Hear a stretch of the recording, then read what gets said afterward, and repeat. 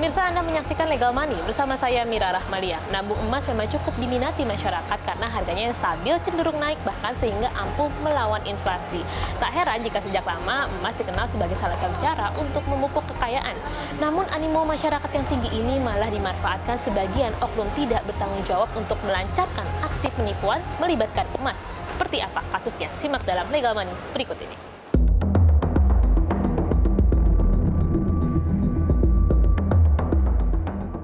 Kasus penipuan yang berkaitan dengan emas datang silih berganti. Salah satunya isu emas batangan antam palsu. Usai Kejaksaan Agung menetapkan 6 mantan pegawai perusahaan plat merah itu sebagai tersangka kasus korupsi.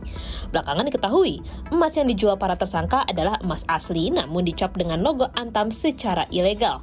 Perusahaan juga mengkonfirmasi hal ini dan memberikan jaminan keaslian dan kemudian produk logam mulia antam. Pencatutan nama atau pemalsuan nama brand sebagai modus penipuan memang bukan barang baru. Hal ini lazim disebut brand impersonation. Pelaku meniru merek terpercaya untuk mengelabui korban, seringkali tujukan agar korban membocorkan informasi pribadi. Kasus impersonate brand juga dialami warga Depok, Jawa Barat. 25 warga menjadi korban penipuan investasi emas bodong. Total kerugian yang diderita korban mencapai 6 miliar rupiah. Pelaku mengaku sebagai salah satu pemegang saham perusahaan tambang plat merah dan menjanjikan keuntungan 10%. Kasus serupa juga terjadi di Klaten, Jawa Tengah. Puluhan korban mengaku tertipu investasi emas bodong dengan kerugian mencapai 9,9 miliar rupiah. Pelaku mengaku sebagai procurement officer sebuah BUMN di Jakarta. Lalu, apakah masyarakat masih menjadikan emas sebagai aset pilihan untuk menabung?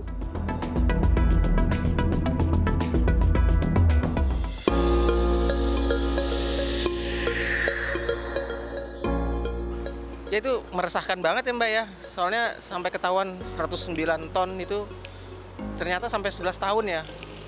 Waduh, kacau sih. Jadi takut mau investasi emas. Menurut saya itu sangat nakutin ya, karena ya kasihan juga tuh yang udah investasi. Kurang lebih itu penyalahgunaan emas bodong itu kan udah 11 tahun ya. Itu sangat kayak kasihan aja, yang apalagi biasanya emas-emas itu kan buat orang-orang yang udah tua, biasanya masih menggunakan investasi emas. Itu kayak jadi kesian gitu, mereka harus menerima emas yang bodong, yang palsu gitu.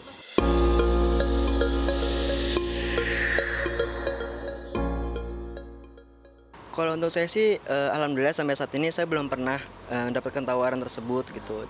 Dan ini juga menjadi perhatian saya untuk berhati-hati lagi ke depannya kalau ada yang menawarkan hal tersebut gitu.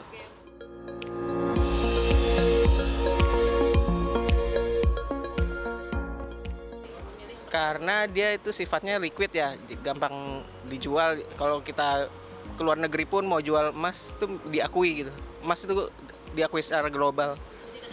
Kalau untuk saya dibilang menarik, pasti menarik ya, karena emas masih salah satu investasi yang masih paling menarik gitu. Untuk di sepanjang masa kayaknya emas itu masih konsisten gitu, kayak gitu. Jadi harganya, jadi menurut saya itu masih hal yang menarik. Oleh karena itu gimana kita untuk bisa milah-milih lagi sih.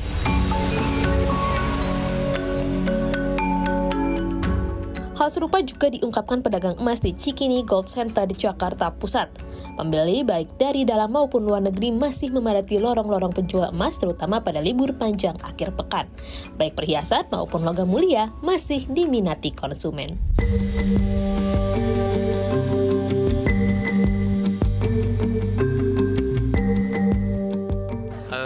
Masih lumayan sih, karena kan beberapa kali banyak yang libur juga kan. Terus udah gitu Mei juga banyak long weekend, jadi ya lumayan lah orang banyak yang belanja ya. Tentu, iya. Kalau kamu lihat setiap toko sini etalasenya penuh, itu berarti ada hasilnya. Kalau untuk membeli emas khususnya ya di Cikini Gold Center ini, memang dari zaman tahun 60-an sampai sekarang ini dia menjadi pusat. Jadi di ibaratnya tetap bertahan dan ramai. Ya, dia tidak mengenal waktu. Karena apa? Di sini letaknya di pusat kota. Ya, strategis. Kedua juga khusus emas. Lumayan hari weekend ini banyak lumayan rame ya.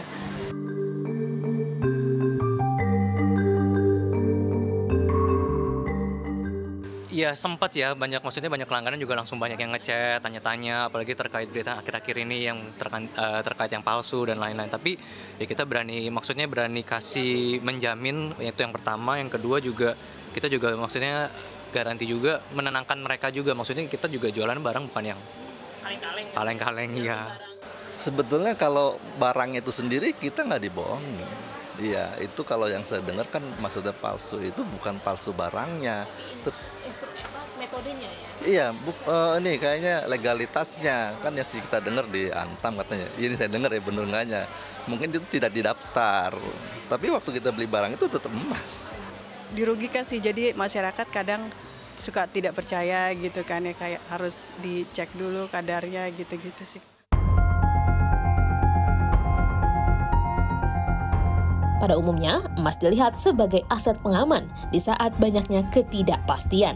Menabung emas juga dinilai lebih rendah resiko. Inilah sebabnya aset ini mendapat julukan safe haven. Analis dari Citi menyebut harga emas dapat menanjak hingga $3.000 Amerika Serikat dalam 6 bulan mendatang. Hal ini dipengaruhi oleh tingginya permintaan serta efek pembelian oleh bank sentral serta kondisi makroekonomi global. Namun, berbagai kasus yang bermunculan ikut membuat resah masyarakat. Berikut tips membedakan emas asli dan palsu.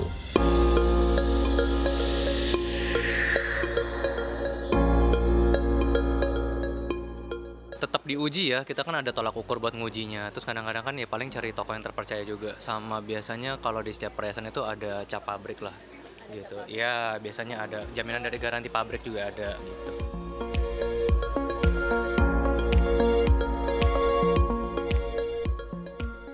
Kalau secara fisik nggak ketemu, nggak bisa kelihatan. Tapi kalau orang udah biasa, kita pegang bisa atau kita cium. Jadi kalau yang bukan emas, campurannya itu atau bahan dasarnya itu kalau cium kayak ada bau-baunya. Kalau emas tuh nggak ada. Walaupun campurannya tembaganya banyak ya, dia masih bisa terasa nggak bau seperti tanpa emas. Membeli emas di tempat terpercaya, jangan mudah tergiur harga murah. Kenali modus-modus penipuan untuk meningkatkan kewaspadaan, jadi jurus jitu mengamankan pembelian emas Anda.